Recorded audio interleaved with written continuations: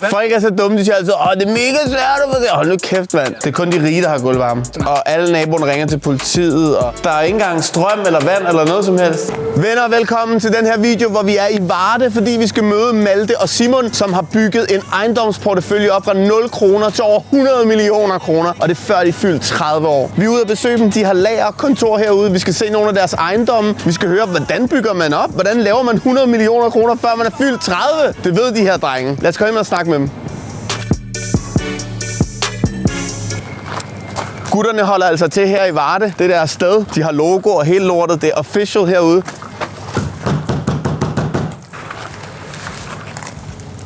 Hej. Hvad var chancen for, at vi var hjemme her, Oliver? Har I bare stået og ventet på mig? Ja.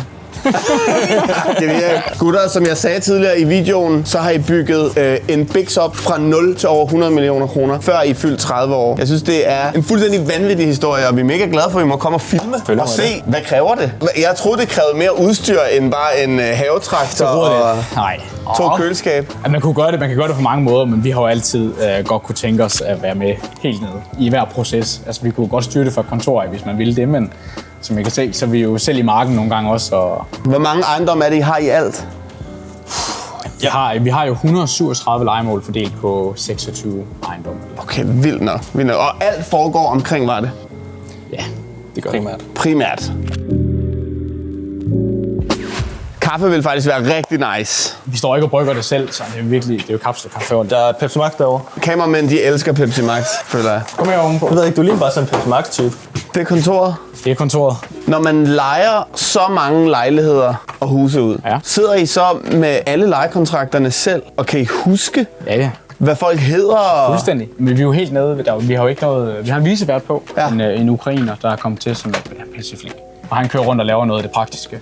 Okay. Men alt fremvisninger og lejekontrakter og hele det styrer vi selv herfra. Okay, så hvis man skal leje noget af det, eller mangler et sted at bo, så ringer man bare til jer? Ja. Okay, vildt nok. Ja. Jeg har fandme boet til leje mange gange i sådan noget juks, igennem tiden, hvor man ved ikke engang, hvem det er, der ejer den her ejendom, eller hvem man skal ringe til, eller noget som helst. Altså sådan, så er der en eller anden, der har skidt ned i opgangen. Det er sådan nogle problemer, vi har i København. Altså ærligt, så er der nogen, der har lagt en lort ned i opgangen, som sådan, hvem skal fjerne den her? Jeg gør det fandme ikke. Det er Københavner-problemer. Men der kan man så sige, skulle det ske, så kommer vi at fjerne. Så kommer I at fjerne den. Og I har også jeres egen YouTube-kanal, ikke? Er det ikke sådan der? Jo, vi laver lidt YouTube også. Det er sådan blogformat og dokumenterer hverdagen. Hvad hedder kanalen? Varny Jensen, det hedder bare firmanavn. Varny Jensen Ejendom. Og det er efternavn. Varny Jensen. Simon Varny. Malte Jensen. Mere originalt bliver det. Okay, så hvis man vil gå endnu mere i dybden, så skal man bare hoppe ind og subscribe jeres kanal. Altså, vi startede den i hvert fald ret tidligt i forløbet. Altså, Malte han fik jo den skøre idé, var vi et år i gang eller sådan noget, så begyndte vi at filme lidt. Så dem, der har fulgt os siden dag 1, de har set hele rejsen? Ja. Ej, hvor er det fedt. Der må vel også være husbetakler, eller hvis nogen holder en fest, og alle naboerne ringer til politiet, og altså er det ikke sådan noget, så ringer de til jer og siger, I har nogen... Det er sjovt, fordi det er to vidt forskellige verdener. Altså, jeg tror ikke, jeg har haft et opkald med nogen, der har holdt en for højt fest og eller smidt affald i indkørslen. Eller... Altså, de kommer jo. Selvfølgelig kommer det, alle de der små ting, men... De snakker jo også med hinanden jo. Ja, det gør de. Altså, de bidrager til at skabe en fed kultur i en opgang, alle sammen. Så ofte, så sætter de jo bare en seddel op, hvis det så er. Der er nogen, der har fest. Og så er det jo fair and square. Ja, så må de selv tage den internt. Ja, det gør de også. Okay. Nå, vildt nok. De få gange, hvor der så har været noget, der har vi også sagt, prøv, vi er jo ikke pædagoger. Bank dig på døren og snak med ham om det. Ja. Færdig arbejde. Ja. Sig, han var en idiot og dele en øl eller et eller andet. Ja, lige præcis. Skal vi tage ud og se en af jeres ejendomme? Ja da. Godt, lad os gøre det. Planen er, at vi følger efter drengene derovre. Så hop ind i bilen, og så kører vi derover. De viser vejen. Jeg ved sgu ikke, hvor det er henne.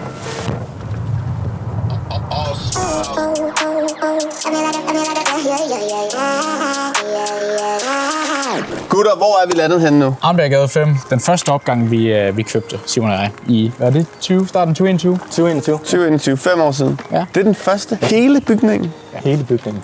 Så er man ligesom i gang. Så var vi i gang. Så er der ingen vej tilbage. Og hvor mange lejligheder er der? Er der en? Er der 6? Ja, tak. Det er jo lidt en ældre model, kan vi godt se. Der står 1901 deroppe. Det kan godt være, den er smuk, og det er den virkelig. Men der følger noget vedligehold med. Seriøst? Ja, det gør der. Jeg synes, at det står skideflot. Det skal også se godt ud. Det skal se godt ud, okay. Kan vi se det om bagfra også, eller hvad? Er der en gård eller noget? Det er også et provokerende spørgsmål. Men hvornår er det, hvor man tænker, vi gør noget ved det? Og den anden er sådan, det holder fint. Det er da et mega godt spørgsmål. Og hvis vi finder ud af det på det tidspunkt, så skal vi nok melde retur. Ja, så ved vi det. Ja, det er et virkelig godt spørgsmål. Ikke ved at falde sammen på nogen måde. Nej. Nå, okay, fedt nok, mand. Det er simpelthen den første. Det var da godt, at vi lige fik slået græs til det her indslag, hva'? Ja, det er jo Mogens, der står for det. Det er rigtigt. Så, Mogens han ser ikke YouTube, men det er Mogens, der bor lige nede på den anden side, og så får han en garage for at passe ejendommen. Fuck, hvor fedt, mand. Skal vi se den næste? Ja, tak. Vent lidt, jeg afbryder lige videoen her, fordi I skal selvfølgelig mindes om, at jeg spiller her i Royal Arena i år den 17. oktober. Det er min eneste koncert i år. Det bliver det sygeste. Jeg spiller alle hitsene. Vi skal holde en kæmpe fest. Fyrværkeri, bomber, eksplosioner, skærme. Jeg lover, det bliver det sygeste. I skal huske at få en billet. Der er stadig billige billetter til salg. Link i bio, og så ses vi til oktober. Tag din bedste ven med. Vi ses, mand! Er der en god historie på den her ejendom? Det var nummer 2 opgang, vi købte. Det var sådan, der det begyndte at gå op for os. Det vil vi det her. Okay. Nu skulle vi have noget volumen på, så det var derfor, der er rigtig meget, vi købte i starten. Det var meget for stærkt. Men det er fordi, jo mere man har, jo mere kan man optimere udgifterne og ens tid og flere penge ind. Ja. Kom med. Jeg vil sige, det er måske et fint gennemsnit af de lejemål, som vi købte til start med. Du kan godt se, det er smænket, det er ikke... Ja, det kan jeg godt se. Det er allerbedst isoleret og så videre, men... Nej. Men det er måske et godt gennemsnit, det her. Ja, det er en total standard 2-værelses, som man giver 5500 for i husleje. Okay. 5500. Ja, så igen, det er jo lidt noget andet nok igen. I kan få i København. Jamen det må I skrive ned i kommentarerne. Kan man få en 2-værelses for 3500? Eller hvad? 5500? Det tror jeg ikke. Det er en fed lejlighed. Ja, det er okay. Jo, det er da så fint. Mere skal man jo ikke bruge. Så kan vi lige se. Hele lortet. Altså, vi ejer jo også naboen, Østergade 5. Den der? Derovre, ja. Og der, vi fik der har I været i gang med den store mur. Ja, vi fik lige en lejer i røret i morges, sjovt nok. Om vi ikke lige kunne sige til, når vi fik håndværkere ud. Vi vidste slet ikke, at de var gået i gang. Så der stod åbenbart en mur der og kiggede ind. Og pudsede det der? Ja, i morges. Det var nummer 15 lejlighed. Hold da kæft, mand. Vi skal videre til den næste ejendom. De har jo over 100 ejendomme, så vi flyver rundt og ser dem alle sammen. Så vi skal videre til den næste. Lad os komme afsted. Hvor er det, vi står henne nu? Vi står ved Vinkelvej, Kildevej. Og I ejer begge af de her 2 blokke.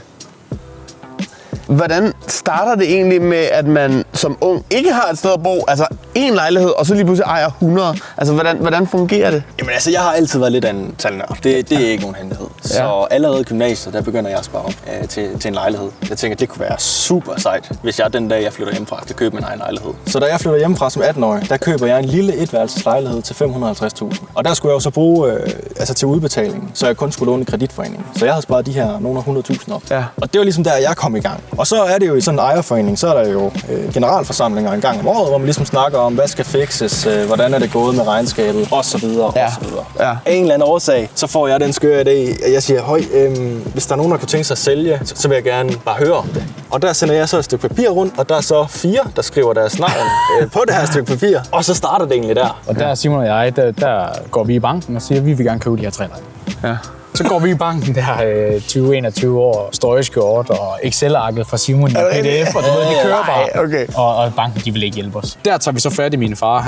Han driver selv han er selv selvstændig og driver en succesfuld virksomhed og investerer lidt ved siden af. Lidt forskelligt, og han tænkte, ved du hvad, Sønneke og god kammerat, 1 million, det kan jeg godt låne jer. Det var benhårde krav. Altså, det var 5% rente og en hurtig tilbagebetaling og sådan noget. Men det var fint. Det kunne rende rundt jo. Ja, fordi vi tænkte jo også, at vi kan købe dem så billigt. Ja. Så ideen var jo egentlig bare lidt lejerne ud, dem fra enkeltvis. Ja, og tjene nogle hurtige penge. Så var der jo lige nogle 100.000 der i fortjeneste, hvis det var. Yes. Hvor vildt. Og så laver vi så en et realkreditlån på de her lejemål. Ja. Så i stedet for, at vi har lånt 1 million privat, jamen så skal vi jo kun betale 200.000. Fordi man kun lægger 20% ned til sådan et lån. Lige præcis. Yes. Og så bliver 1 til 2 til 3 til 4. Okay, vildt nok. Det er sådan, man gør det. Jamen det er jo det ene mulighed åbner en ny dør til det næste. Er der mere, vi skal se? Er det noget med, at I havde en eller anden sø? Ja, men vi er begyndt nu, efter vi begge to gik fuldtid, det var sidste år, der er vi så begyndt nu at gå lidt mere hands-on og lave lidt flere store renoveringer. Ja. Så lige vi skal hoppe ind i byen og se et byhus, vi er i gang med, eller et erhvervslokale, vi er i gang med at lave om til et byhus. Hvor er det nede på gågaden? Ja, nede på gågaden. Lad os gå på gågaden. Okay, så hvad er det her? Det er en ejendom, I har købt på gågaden, som er ved at blive totalt renoveret, kan jeg se. Men hvorfor køber I sådan noget lort, der skal laves? Det er lort. Det er jo fuldstændig revet ned til murstenene. Der er ikke engang strøm eller vand eller noget som helst. Men hvis du ser produktet, når det er færdigt. 150 kvadratmeters byhus inde i midtbyen med parkering, garage. Ikke? Det er sådan, vi ser det. Okay, og hvor mange skal der så bo her? En. Okay, så det er bare sådan et byhus? Ja, det er det. Hvad skal det koste? 12.000 plus forbrug. For hvor mange kvadratmeter? Cirka 150. 146, tror jeg. Altså, man vil nok kalde det en 4-værelses. Og så har I, kan jeg se, Danmarks længste radiator. Ja, tak. Den er 3,5 meter. Det er også det nogle gange, når man, altså, så beholder man noget af det gamle, der er lidt dyre at skifte, og så en pæn radiatorsluler. Og så fortryder man det. Hver gang jeg har bygget noget ting, det vindue der, det er sgu da meget romantisk. Ja. Lort. Lige præcis. Smid det ud. Ja. Badeværelse. Gulvvarme. Ja, tak. Det er kun de rige, der har gulvvarme. Og folk, der bor til leje hos Varni Jensen i Varde. Er den safe, den her? Ja, den er safe. Bare kom afsted. Wow, heroppe er der fedt. Vi lærte af, at vi skulle ikke gøre alt selv. Vi har lige haft et projekt med i den anden ende af Varde, med et hus, vi lavede til 2 lejligheder. Vi lavede alt selv. Ja. Alt. Fra brandsikring til helt lortet. Man gider ikke. Apropos at passe de andre lejere. Altså, Nej. det kan vi jo ikke gøre, hvis vi render rundt og renoverer hele tiden. Eller passe sin fiskesø, hvis man lige har købt sådan en. Nå ja, det skal vi ud og kigge på. Vi skal se, har I købt en fiskesø? Det kommer vi til. Okay. Ludvig, klip lige til fiskesøen. Vi tager er der langt til fiskesøen? Nej. Okay, fedt. Vi tager til fiskesøen nu. Guys, prøv lige at forklare os her. Hvad er det, I har købt her? Det er en stor vandpyt. Det er sgu ikke langt fra. Det er det sgu ikke. Den, Vi har købt en put-and-take fiskesø, og det er måske meget vestjysk, eller meget jysk generelt. Folk kommer og fisker og betaler for at fiske i x antal timer, og så fanger de nogle fisk, de tager med hjem og æder. Men det kan da ikke, altså, det er da noget fucking lort det her, er det ikke det? Jamen det fungerer sådan, du går ind i du kommer ind i betalingsskuddet her, så trækker du et kort, så fylder du det ud med en kuglepen, skriver, jeg hedder Oliver, jeg skal fiske x antal timer, putter du det ned i pengekassen. 12 timer vil jeg gerne fiske. Ja tak. Det koster 300. Ja, så putter du det der ned i en pose med 300 kroner, og så ned i her. Eller Man putter pengene ned i en pose? Ja, eller på MobilePay, det styrer du selv. Nå, okay. Du kan også godt betale på kort, jo. Du kan godt se, at der er nogen, der har været med Der er nogen, der har prøvet at brække den op? Ja, med en vinkelsliber der, tror jeg, og noget prøvet at brænde det op der. Hvordan tjekker I, at folk putter 300 kroner ned i? Vi har kun ejet det i 14 dage. Det skal lige siges også. Også i forhold til, at vi har mange planer herude. Det skal op i niveau. Okay. Jeg har måske tjekket 300 fisker herude, og jeg har opdaget en, der sådan noget. Okay, I har valgt at købe en sø. Man kan sgu da ikke optage noget banklån i en sø, kan man det? Nej, det er bare lommepenge, det her. Så har I bare brugt jeres egne tjent cash på det her lort? Det har vi. Samlet en masse flasker, og så køber vi det her.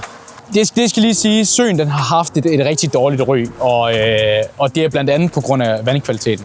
Og nu kommer vi jo ind, og vi har jo ikke som formål at skulle tjene en masse penge på det her. Vi vil bare gerne have søen så godt op i niveau, som vi kan. Så hvordan renser du en sø? du får sådan en båd, der skærer alle planterne op ned, og der fylder nogle fisk i, der æder dem og sådan noget. Folk er så dumme, de siger altid, det er mega svært. Hold nu kæft, mand. Ja. Hvis man tænker sig om, så kan man sgu da... Man kan jo spørge chatten.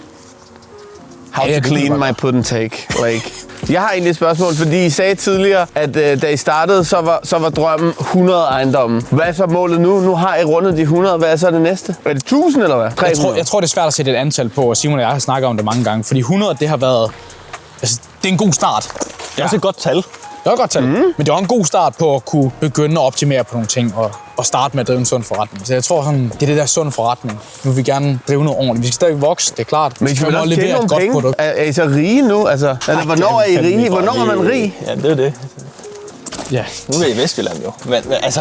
Det snakker vi jo aldrig om herovre. Må man ikke snakke om penge i Jylland? Nej, det er første gang, vi får det spørgsmål. Det er et sindssygt spørgsmål. Ej, det er sindssygt. Folk spørger mig hver dag. Er du rig, eller hvad fanden? Nej, det må man ikke have. Det må man ikke? Nej, det må vi ikke. Det snakker vi ikke om. Det er jo shelter. Man kan også sove i shelter her. Det minder lidt om Bonbonland på en eller anden måde. Hvilken Bonbonland har du været i? Kender I Bonbonland? Der er et legemål mere. Der er 4 her. Må man godt sove i shelter herude og fiske? Det er bare til fri afbenyttelse. Fuck, hvor sindssygt. Nå, sejt. Gutter, tak fordi jeg måtte besøge jeres kæmpe ejendomseventyr. Hvor kan man finde jer på YouTube? Vi har jo vores egen YouTube-kanal også, som vi laver nogle vlogformat på. Den hedder Varni Jensen Ejendom, ligesom firmanavnet gør. Ind og følg, så må I lave nogle flere videoer og subscribe til deres kanal. Så kan I se, hvordan man kan bygge en ejendomsportefølje op fra 0 kroner til over 100 millioner i værdi. Tak fordi, at I vil være med. Ja, og held og lykke i fremtiden, og held og lykke med put-and-take-søen. Venner, tak fordi I så med i den her video. Jeg håber, I kunne lide formatet. Det må være et råd fra os herfra. Prøv noget af. Lev drømmen. Tag en chance. Der kan ikke ske noget. Lev jeres drøm. Lev jeres liv. Og like og subscribe. Vi ses alle sammen. Hej.